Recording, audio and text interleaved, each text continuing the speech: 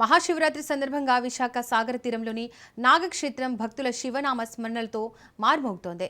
భక్తులు వేలాదిగా తరలివచ్చి ద్వాదశ జ్యోతిర్లింగాలకు అభిషేకం గావించి తరిస్తున్నారు. సాగర తీరంలో కొలువైన నాగక్షేత్రంలో వెలిసిన సదాశివుని విశిష్టతపై మరింత సమాచారాన్ని మా ప్రతినిధి కిరణ్ అందిస్తారు.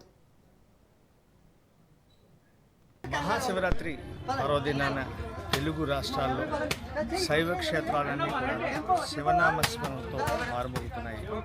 విశాఖ సాగర్ తీరంలో స్వయంభూగా వెలిసినటువంటి సైకత శిల్పం మనం చూసుకోవచ్చు. శివలింగం యొక్క విశిష్టత ఏంటి? ఈ సైకతంతో ఏర్పడిందని చెప్పి అంటూ ఉంటారు. స్వయంభూగా ఏంటి విశిష్టత? ఓం నమ శివాయ. పార్వతీ పరమేశ్వరాభ్యం నమః.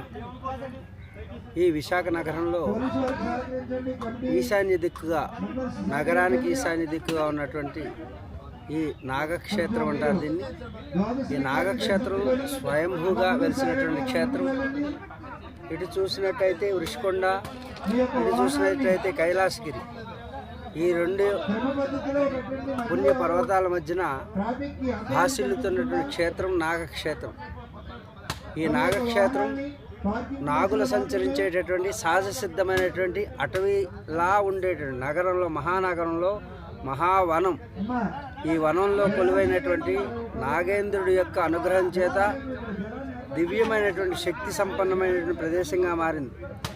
తదనంతరం ఎందరో భక్తులు దేశ విదేశాల నుంచి వచ్చి వారి సంకల్పాలను నెరవేర్చుకున్నారు పరమేశ్వరుడు యొక్క అనుగ్రహం చేత. ఆ నాగక్షేత్రంలో కొలువైనటువంటి శనీశ్వరాలయం. ఈ శనీశ్వరుడు స్వయంభూగా భూమి నుంచి ఉద్భవించినటువంటి వాడు. శనీశ్వరుడు ఈ యొక్క 4-5 జిల్లాల్లో ఎక్కడా ఇలాంటి శనీశ్వర ఆలయం లేదు. అలాగే సముద్ర తీరంలో సహసిద్ధంగా ఏర్పడినటువంటి క్షేత్రం ఇది.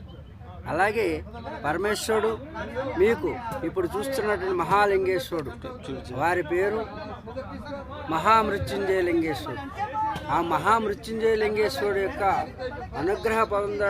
అనుగ్రహాన్ని పొందడానికి దేశ విదేశాల నుంచి, అలాగే దేశంలో ఉన్నటువంటి అన్ని రాష్ట్రాల నుంచి కూడా భక్తులు విశేషంగా వస్తూ ఉంటారు. ఆ కేదారేశ్వరుని దాటిన తర్వాత పశుపతినాథుడు, రేపాల్లో ఉన్నటువంటి పశుపతినాథుడి వైపు వెళ్తుంది. పశుపతినాథుడు దాటిన తర్వాత ఆ పైన కైలాసాన్ని చేరుతుంది, మానస సరోవరాన్ని చేరుతుంది. అంటే అలాంటి సరళ రేఖలో ఈ యొక్క ఆలయం ఉంది కాబట్టి విశిష్టమైనటువంటి శక్తివంతమైనటువంటి కేంద్రంగా ఇది భాసిల్లుతుంది. ముఖ్యంగా యువకులు, యువత ప్రతి సోమవారం కూడా ఎంతో భక్తి శ్రద్ధలతో అనేక వేల మంది వచ్చి ఇక్కడ పరమేశ్వరుడికి అభిషేకం, పూజాధికారులు జరిపిస్తారు. ఇది సైకతలింగం. కేవలం ఇసుకతోటి నా చేతుల మీదుగా స్వహస్తాలతో పరమేశ్వరుడు చేయించినటువంటి లింగం ఇది. అంటే సముద్రపు ఇసుకను తెచ్చి ఇలా లింగం చేస్తే అది ఉదయం మొదలు పెడితే మధ్యాహ్నానికి పూర్తయింది.